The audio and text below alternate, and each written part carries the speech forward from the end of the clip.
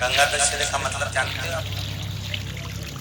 केवल गंगा जी का नाम ले लेने से, एक लोटा जल शंकर भगवान को आज समर्पित कर देने से, या गंगा जल का एक जरा सा छींटा शरीर पर पड़ जाने से 10 पापों से मुक्ति मिल जाती है। दशहरा का मतलब है 10 पाप से मुक्त हो। पहला पाप है किसी के घर का बिना पूछे कोई सामान उठाकर हमने भोग कर लिया हो, तो उस पाप से गंगा दशहरे के 10 पाप से मुक्ति दिलाता है गंगा दशहरा। दूसरा, किसी ब्राह्मण किसी गुरुजन को मुख से अपशब्द कह दिया हो, तो आज ही का दिन है जिस दिन पाप कर्म से मुक्ति मिल जाती है। तीसरा, किसी स्त्री को, किसी नारी को, किसी कन्या के प्रति, स्त्री के प्रति, नारी के प्रति अगर गलत सोच लिया हो या गलत कर्म हमने कर दिया हो, तो उस पाप से मुक्ति गंगा दशहरे का दिन दिला जाता है। चौथा,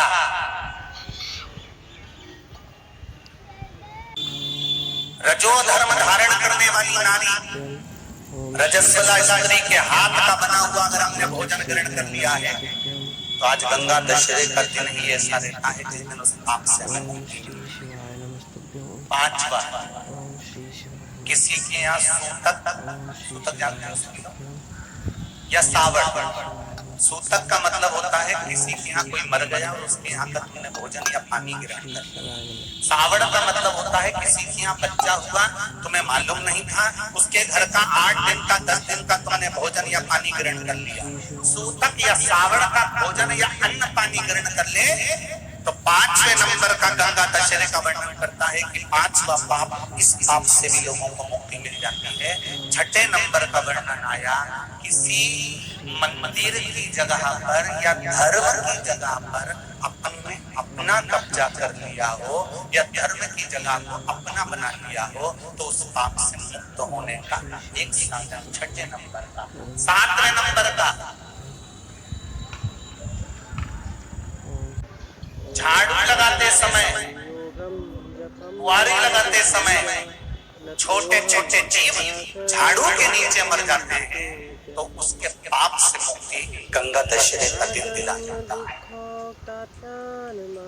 8वें नंबर का,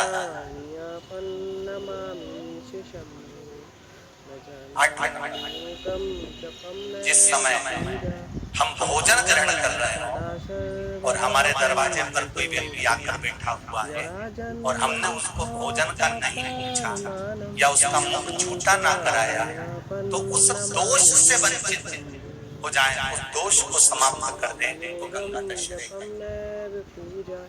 9वें नंबर का, बेटी की शादी करी और बेटे की शादी करने पर बहुत सारा कन्यादान आया। उस कन्यादान में साड़ियां ज्यादा आ गई, सामान ज्यादा आ गया, मिक्सर 2 सेट आ गए, डिनर के 2 सेट आ गए, और मायके वालों ने 1 सेट अपने घर में रख लिया और उस मिक्सर में खूब सामान पीस के खाया, खूब निपटाया।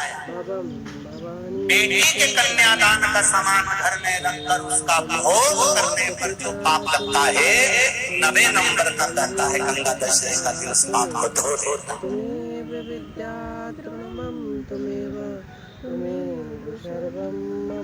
10वें नंबर का माना, यदि किसी तीर्थ में जाकर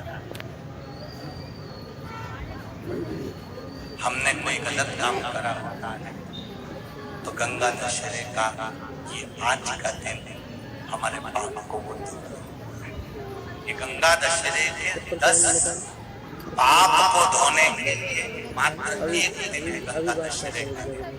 आज के दिन जो शिव जी को जल चढ़ाता है, शंकर भगवान कहते हैं भले उसने उसमें गंगा जल डाला नहीं डाला, पर मेरे ऊपर जब जल चढ़ाता है शिव जी कह देते हैं आज के चढ़े हुए जल को मैं गंगा जल बना लेता हूँ।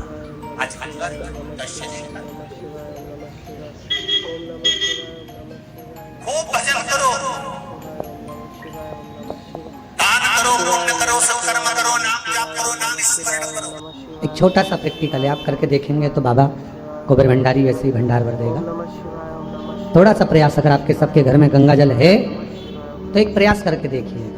कोई कार्य के लिए आप जा रहे हैं और वो कार्य अटक रहा है, नहीं हो रहा, बहुत प्रयास कर लिया, बहुत दिन से लगे हुए कि ये काम होना ही चाहिए, ये काम बहुत जरूरी और होना ही चाहिए, नहीं हो रहा। एक कटोरी में गंगा का जल निकालिए और कटोरी में गंगा का जल निकालकर तुम्हारे घर में एक सिक्का पड़ा हो, 1 रुपया, 2 रुपया, 5 रुपया, कोई सा भी एक सिक्का पड़ा हो, जो भी सिक्का पड़ा हो, कुंदकेश्वर महादेव का नाम लेकर, जहाँ परिंदा होता है, पानी का मटका होता है, पितरों का स्थान होता है, हंडा भरते हो, मटका भरते हो, उसके पास में उस कटोरी को रखकर 1 का सिक्का, 2 का सिक्का, 5 का सिक्का, 10 का सिक्का, जो तुम्हारे पास सिक्का पड़ा हो, जो भी तुम्हारे पास पड़ा हो, वो सिक्के को हथेली में लेकर कुंदकेश्वर महादेव का नाम लेकर उस कटोरी में डाल दीजिए और उस जल को नैनों से लगाकर आप काम के लिए निकल जाइए। वो काम आपका सफल होकर ही रहेगा, छूट नहीं सकता।